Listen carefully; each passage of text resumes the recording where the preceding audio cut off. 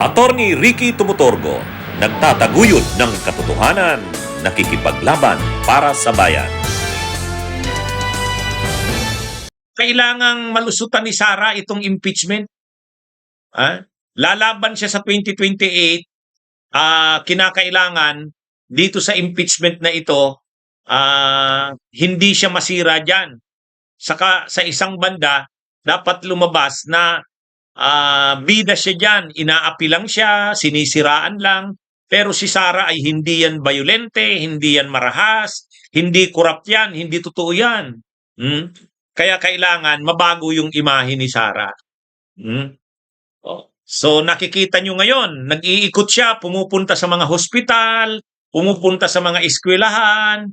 Yan yung mga ano niya ngayon. Yan yung mga pinag-ano niya, projection niya. Yung yung Sara na mabait, yung Sara na kaaya-aya, yung Sara na kagalang-galang. Yung Sara na may mapagmalasakit sa mga mahihirap, sa mga may sakit, sa mga estudyante. O yan yung kanyang lahat ng lakad ngayon ni Sara, ganun, dun umiikot. Hindi na dapat yung Sara na palaban, hindi na muna yun. Kasi yun yung lalabas dyan. Yung Sara na corrupt, hindi yun. Wag yun. Kaya yan mga kabunyog, mga kababayan, yan yung pagbabago sa imahe at itsura ni Sara.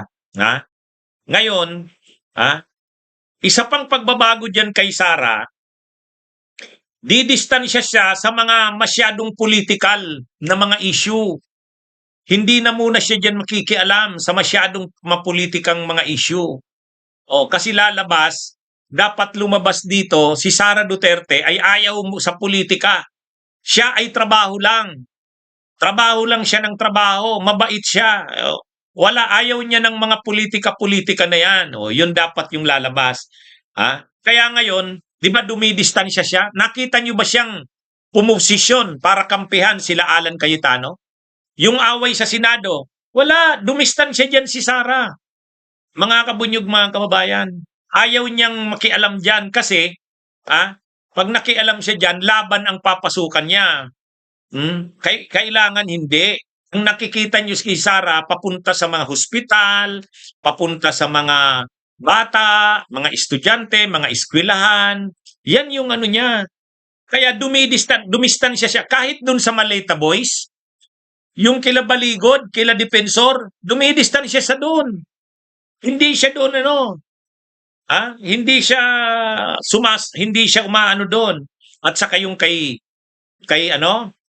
yung gulo sa Senado, hindi siya doon. Hindi nga siya naglabas ng statement para sumuporta kay Alan Cayetano. Dumistansya siya kay Cayetano, dumistansya siya sa Malita Boys. Kasi, kapag sirang-sira na yung Malita Boys na yan, dapat hindi siya madamay dyan. Dapat hindi siya madamay. Kung wala ng kredibilidad yung Malita Boys na yan, dapat sila lang yung masira, hindi siya kasama dyan. Kung si Cayetano, sirang-sira na din, dahil sa pagiging kapitoko, dapat hindi siya madamay dyan.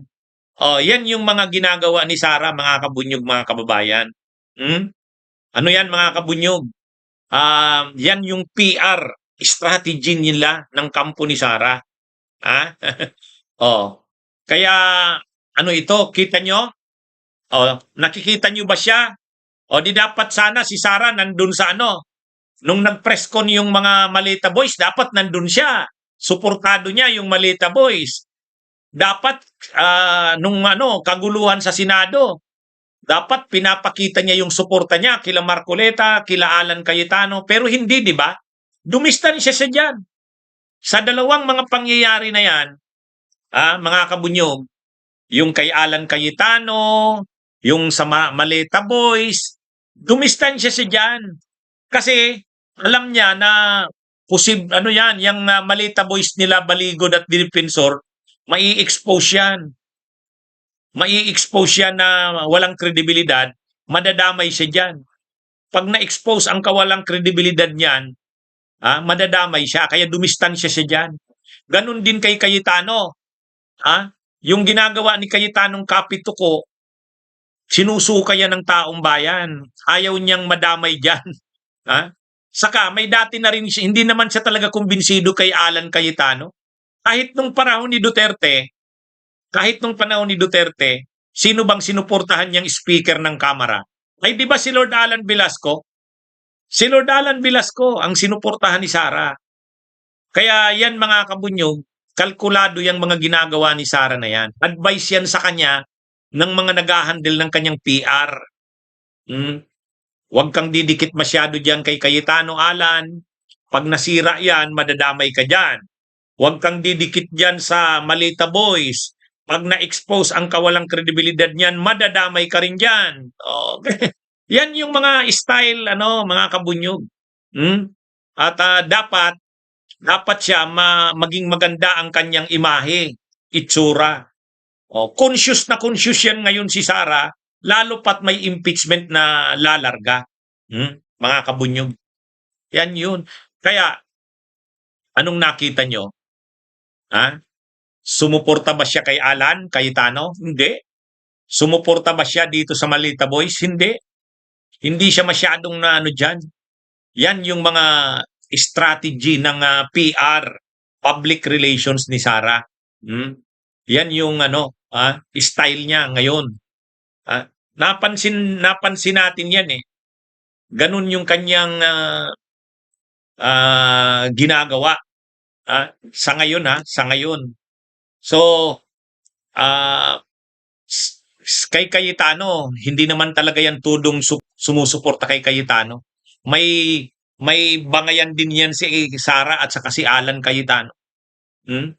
Bagamat si Cayetano, gusto niyang ma-identify kay Sara kasi sa tingin ni Cayetano, si Sara ang mananalo sa 28. So gusto niya nang mapalapit dito.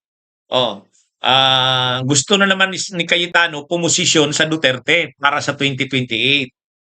Pero si Sara, mayroon niyang hindi magandang alam kay Cayetano. Nung panahon ng kanyang ama, nung presidente ang kanyang ama, ang suportado ni Sara noon na speaker, si Lord Alan Velasco, hindi si Cayetano. At si Cayetano noon nagpipilit, ayaw niyang i-give up yung pagka-speaker. Galit sila Sara noon. Galit sila Sara noon. Kaya niyan. Ngayon, mga kabunyog, ang problema, yung mga ginagawa na yan ni Sara, naghihinanakit ang mga DDS dyan. Bunyog, halikan na kasama ka. Bunyog, kapag buklod ay may pag-asa. Luzon, Visayas, Mindanao, isa ang pananaw. Sa bagong Pilipinas ang bunyog isisigaw. Bunyog.